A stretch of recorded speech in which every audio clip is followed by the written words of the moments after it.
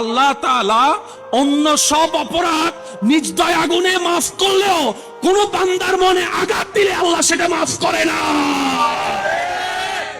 করবে না। এটা আপনার বউ হোক, এটা আপনার স্বামী হোক, এটা আপনার সন্তান হোক। মা বাবার সেবা না করলে সন্তানের দরা আছে না নাই?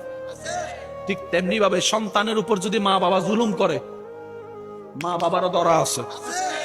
কোন মা বাবা যদি 5টা সন্তানকে 5 চোখে দেখে, যে ছেলে মেয়ে টাকা কামাবে তার ছেলে মেয়ের আদর বেশি করবে, বুকে টেনে রাখবে,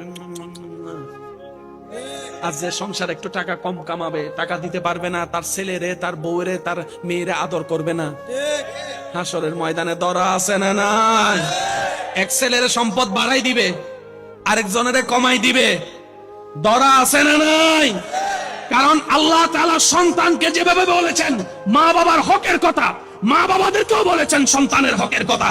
এটার নামে ইসলাম। চিৎকার দিয়ে বলেন সুবহানাল্লাহ।